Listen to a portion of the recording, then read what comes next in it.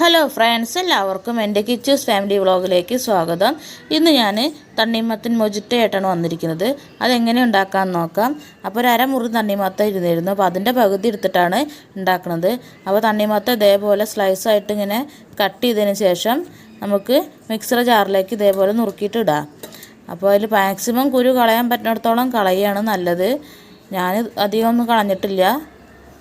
എന്നിട്ട് ഒരു അരമുറി നാരങ്ങ നീര് പിഴിഞ്ഞൊഴിക്കാം.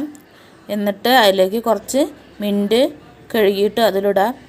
എന്നിട്ട് കുറച്ച് ഐസ് ക്യൂബ്സ് ഇട്ടിട്ട് നന്നായിട്ടൊന്ന് നമുക്ക് മിക്സർ അടിച്ചെടുക്കാം.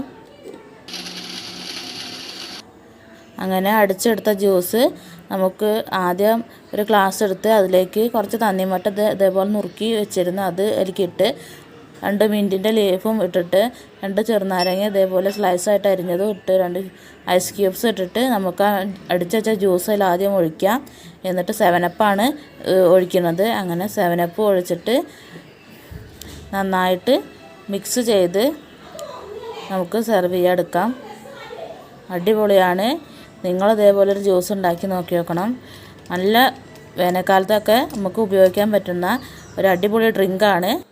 എൻ്റെ തണ്ണിമത്തൻ മൊജിറ്റോ എല്ലാവർക്കും ഇഷ്ടമായെന്ന് വിചാരിക്കുന്നു. എല്ലാവരും എൻ്റെ ചാനൽ സബ്സ്ക്രൈബ് ചെയ്യണം, ലൈക്ക് ചെയ്യണം, വീഡിയോസ് എല്ലാവരും കാണണം, ഷെയർ ചെയ്യണം. നമുക്ക് സെർവ് ചെയ്യുമ്പോൾ അതേപോലെ ഒരു തണ്ണിമത്തൻ ചെറുതായി കട്ട് ചെയ്ത് ഗ്ലാസിൻ്റെ മുകളിൽ വെച്ചിട്ട് നമുക്ക് ഡെക്കറേറ്റ് ചെയ്യാൻ. നല്ല രസമല്ലേ? എല്ലാവരും ഇതേപോലെ ഒന്നുണ്ടാക്കി നോക്കി നോക്കണം. കിച്ചൂസിനാണ് ആദ്യം ടെസ്റ്റ് ചെയ്യാൻ കൊടുത്തത്. അവൻ നോക്കിയിട്ട് അവൻ പറയണത് കാണാം.